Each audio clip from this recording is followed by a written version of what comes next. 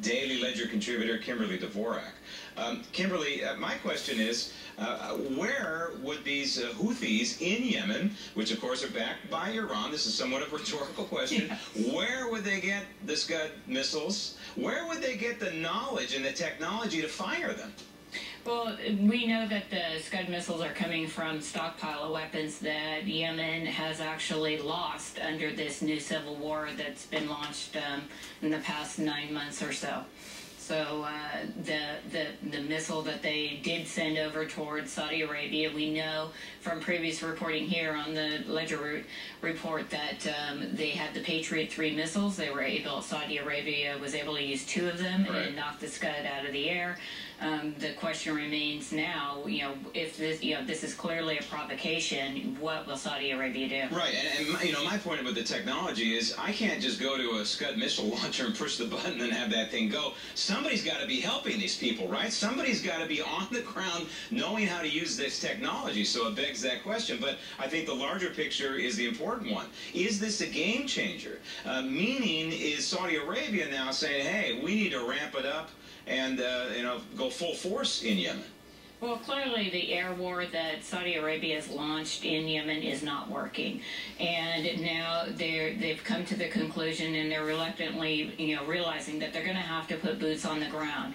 However, I reached out to some of my defense intelligence sources this weekend, talked about what was going to happen, and a while back Egypt signed a deal with Saudi Arabia. Saudi Arabia provided a whole bunch of money to Egypt because the U.S. would not provide the money for them in aid, their military aid, and so now it's time to pay the piper, and it looks as though Egyptian boots will be on the ground going into Yemen to kind of route out the Houthis that are on the ground there.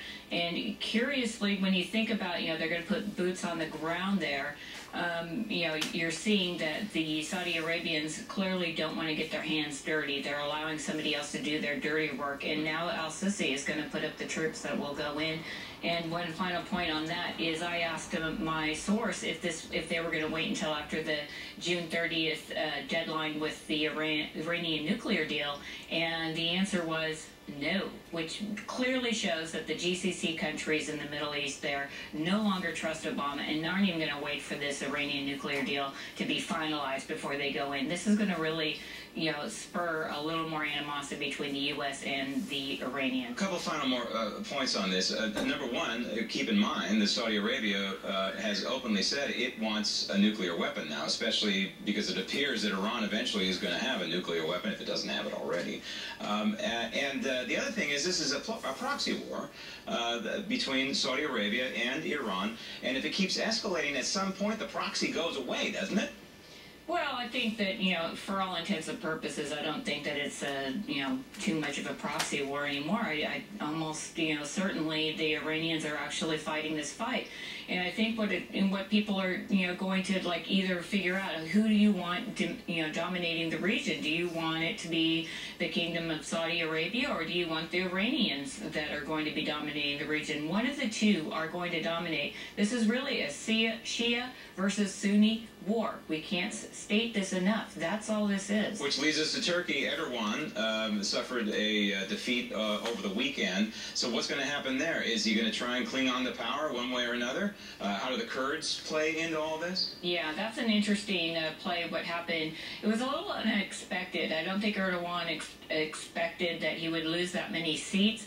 However, the Kurds playing a bigger role inside Turkey creates another problem, because a lot of Turkish folks, when you ask them about the Kurdish people, they have almost more animosity towards the Kurds than they do Erdogan. So you're going to see another instigative factor that's going to be in play here. You could see a breakdown of the country as far as, they might just allow them to kind of go off and create a smaller state within a state.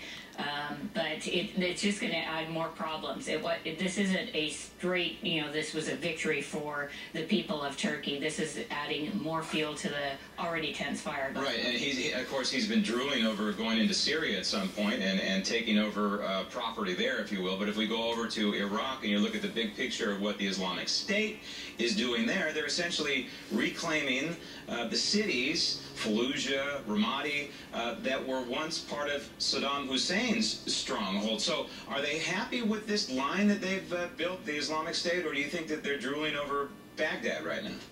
Well, I think they're content to hold what they have. And I think with the IS, I mean, they're doing quite well weapons-wise. It was reported last week that approximately $26 billion worth of American weapons that IS has collected in Iraq that the U.S. had sent over there. So I think at this point they're really consolidating, and that's what they've been doing, very well. They've been consolidating the land that they have. They are using, water as a weapon, which is, something that's new in the region. We know that they're going to use that to their advantage. And the U.S. has basically said, look, Iraq, you're going to have to figure out your situation, and you guys are going to have to step up to the plate. The president spoke this morning at the G7 meeting and said, look, we still really haven't submitted our plan. 9 months into this offensive, and the president of the United States saying that he hasn't submitted a plan. Very, very telling. But don't worry, Iran is helping Iraq now, so they're filling the United States void. It sure seems to me a big picture that the Middle East is just a matchstick away from an all-out calamity, it is. All-out war. Kimberly, thanks. Thank you. What up, man?